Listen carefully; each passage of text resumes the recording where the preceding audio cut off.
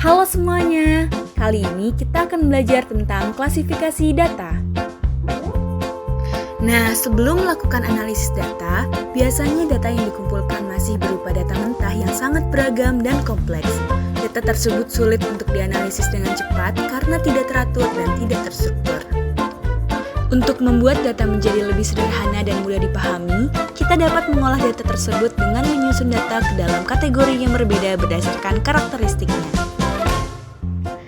Dan proses menyusun data ke dalam urutan dan kelompok berbeda menurut ciri-ciri umumnya atau memisahkannya menjadi bagian-bagian yang berbeda namun berkaitan disebut dengan klasifikasi data. Tujuan klasifikasi data. Yang pertama adalah untuk menyederhanakan atau simplifikasi data yang besar sehingga persamaan dan perbedaan dapat dipahami dengan cepat. Akibatnya, karakteristik data dapat diurutkan dalam bagian-bagian dengan ciri-ciri yang sama. Tujuan yang kedua, membuat data bisa untuk dibandingkan sehingga dapat membantu menarik kesimpulan yang valid. Ketiga, membantu dalam mengkorelasikan atau menghubungkan variabel-variabel dalam suatu kumpulan data. Tujuan yang keempat, membantu menunjukkan karakteristik penting dari data. Dan tujuan yang terakhir adalah untuk membantu dalam proses tabulasi data.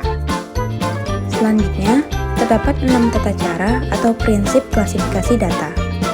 Pertama adalah exhaustive, yang berarti klasifikasi haruslah lengkap dan menyeluruh. Artinya, setiap data yang ada haruslah masuk dalam suatu klasifikasi atau pengelompokan data tertentu.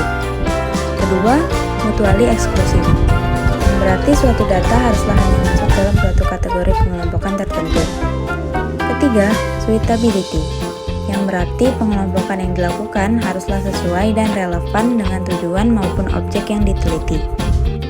Keempat, stability, yaitu pengelompokan data yang dilakukan haruslah mengikuti suatu prinsip pengelompokan tertentu, sehingga pengelompokan data menjadi tetap dan tidak berubah.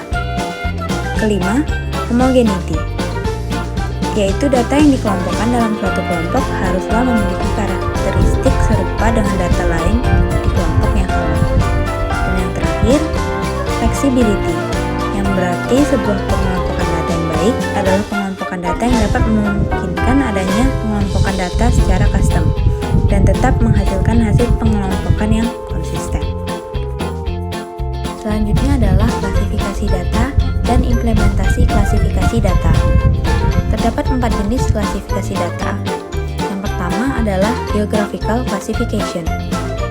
Geographical classification, atau yang sering juga disebut sebagai spatial classification, merupakan proses pengklasifikasian berdasarkan lokasi geografis, seperti berdasarkan negara, provinsi, kota atau kabupaten, dan atau geografis lainnya. Sebagai contoh, implementasi klasifikasi geografis pada sensus pertanian 2023 misalnya mengklasifikasikan usaha pertanian perorangan atau UTP berdasarkan kecamatan. Jenis klasifikasi data yang kedua adalah klasifikasi kronologis. Klasifikasi kronologis atau yang sering juga disebut sebagai klasifikasi temporal merupakan proses pengklasifikasian berdasarkan waktu seperti tahun, kuartal, bulan, minggu, dan lain-lain. Data yang diklasifikasikan dapat disusun dalam urutan naik atau menurun. Seperti contoh, implementasi klasifikasi kronologis pada sensus pertanian 2023 misalnya, mengklasifikasikan jumlah usaha pertanian, perorangan atau UTP per 10 tahun di Bali seperti pada tabel berikut. Yang ketiga adalah qualitative classification. Qualitative classification merupakan pengklasifikasian berdasarkan karakteristik data secara kualitatif. Qualitative classification dikelompokkan menjadi 2, yaitu simple classification dan manifold classification. Simple classification seperti namanya yaitu simple, yang berarti pengklasifikasian hanya berdasarkan pada satu atribut. Contohnya, suatu populasi yang diklasifikasikan menjadi rumah tangga pertanian dan bukan rumah tangga pertanian. Sedangkan manifold classification yaitu pengklasifikasian berdasarkan 2 atau lebih atribut secara berjenjang. Contohnya, rumah tangga UTP yang dibagi menjadi mendapat bantuan dan tidak mendapat bantuan. Kemudian, rumah tangga yang mendapat bantuan diklasifikasikan lagi menjadi yang mengajukan kredit dan tidak mengajukan kredit. Contoh lengkapnya dapat dilihat pada gambar di layar. Kemudian yang keempat yaitu quantitative classification. Quantitative classification merupakan pengklasifikasian data berdasarkan karakteristik kuantitatif yang terukur. Contohnya seperti umur, tinggi badan, pendapatan, dan sebagainya yang dapat diukur dalam jumlah. Contoh dari quantitative classification adalah mengklasifikasikan usaha pertanian perorangan atau UTP berdasarkan luas lahan pertanian yang dimiliki.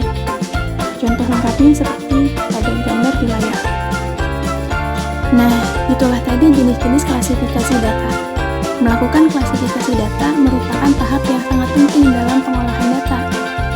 Sekian penjelasan mengenai klasifikasi data. Terima kasih teman-teman.